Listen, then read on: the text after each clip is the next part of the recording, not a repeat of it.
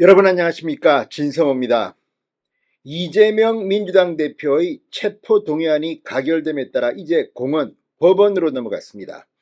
자, 지금 이재명 대표가 중랑구에 있는 녹색병원에서 단식을 계속하고 있기 때문에 병상단식이긴 하지만 이 건강 문제로 구속영장 실질심사가 연기되는 게 아닌가, 이런 관측도 나왔지만 법원은 예정대로 다음 주 화요일 26일 이 오전 10시에 이재명의 구속영장 심사를 하기로 했습니다.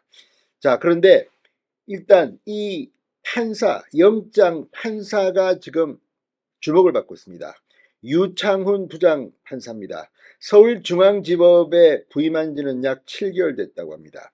그동안 굵직굵직한 사건들을 심리했는데, 그 중에는 정치적으로 민감한 사건에 기각을 한 것들이 많이 눈에 띕니다. 물론 구속영장을 발부한 경우도 있습니다.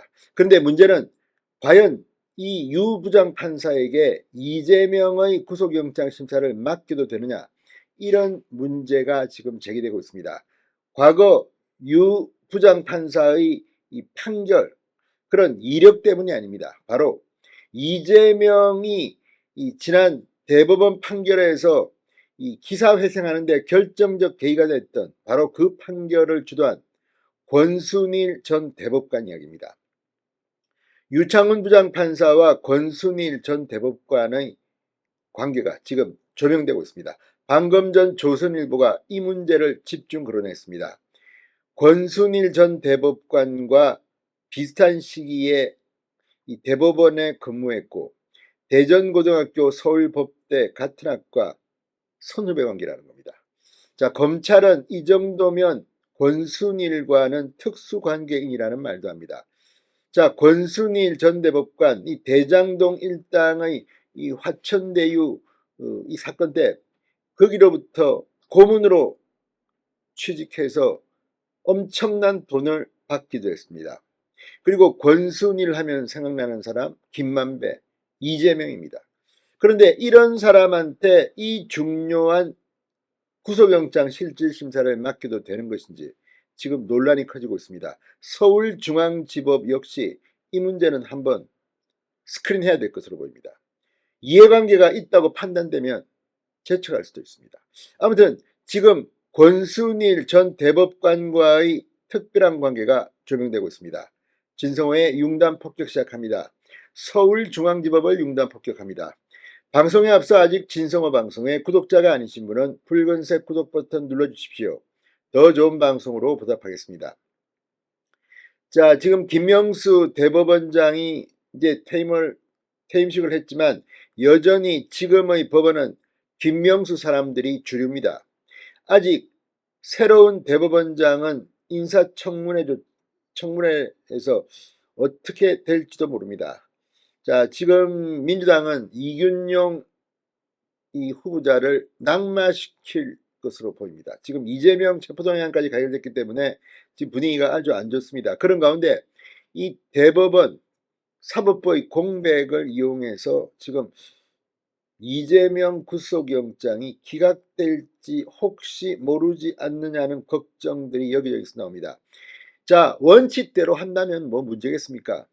그리고 이재명 체포동의안이 가결됐기 때문에 영장 판사는 조금 부담감을 덜고 심사를 할 수도 있습니다. 그럼에도 불구하고 조선일보의 보도를 보면 권순일 전 대법관과의 관계 때문에 유창훈 부장판사가 이걸 맡는 게 옳은가 하는 그런 의심도 듭니다. 자, 이재명 대표 체포동의안이 통과함에 따라 세간의 관심이 쏠리고 있는 유창훈 영장 판사, 이른바 대장동 50억 클럽 가운데 한 명인 박영수 전 특별검사에게 이 첫 구속영장을 기각했던 장본인입니다. 또 다른 50억 클럽 멤버인 권순일 전 대법관과 유장 판사와의 인연도 주목받고 있다고 조선일보는 폭로했습니다.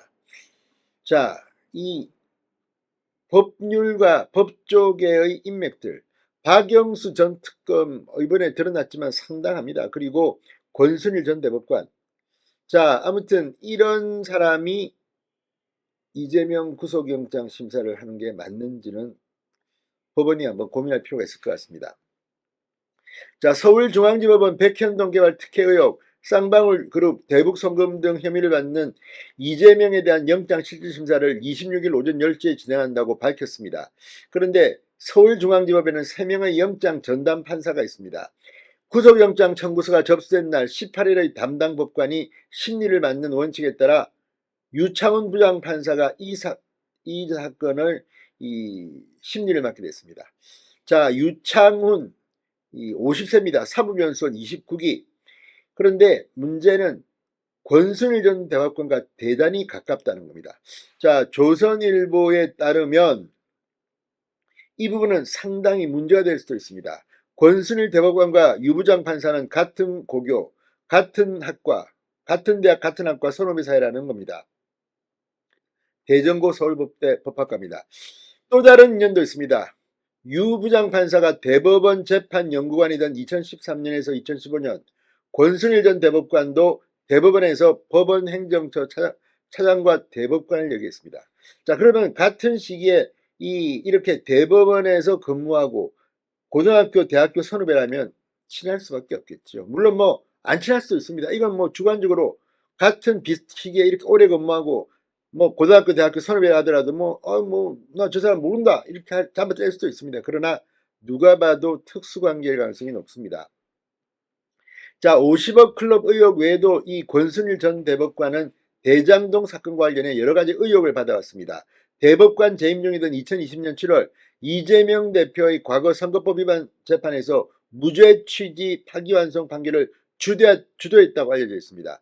당시 재판을 전후해 대장동 사건 핵심인 김만배가 권순일의 대법원 사무실을 8차례나 찾아갔다는 대법원 청사 출입 기록이 공개되기도 했습니다. 검찰에서는 볼멘 소리가 나온다고 합니다. 한 검찰 관계자는 조선일보에 유 부장판사는 권 전 대법관과는 특수관계인이나 다를 바 없는 사이인데 이재명 대표의 영장심사를 맡겨도 되는 것이냐 이렇게 말했다고 합니다. 자, 이 부분 상당히 눈살을 찌푸리게 하는 대목입니다. 물론 유 부장판사가 이재명 대표의 구속영장을 발부할 수도 있습니다. 그럼에도 불구하고 이렇게 걱정을 하는 것은 이왕이면 좀 문제없는 경력의 소유자가 이재명 구속영장 심사를 해야 하는 게 맞는 거 아니냐 이런 이야기입니다.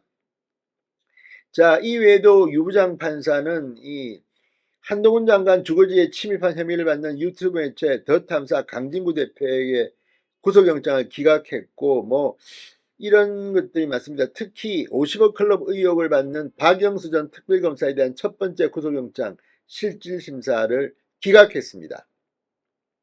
하지만 결국 박영수는 두 번째 구속영장에서 결국 구속됐습니다. 재청구한 영장심사는 윤재남 영장전담 부장판사가 맡았고 이 윤 부장판사는 증거인멸 우려를 들어 영장을 발부했습니다. 자, 아무튼 만사부려천출이라고 했습니다. 유 부장판사가 이걸 맡는 게 맞습니까? 지금의 융단 폭격이었습니다. 여러분 감사합니다.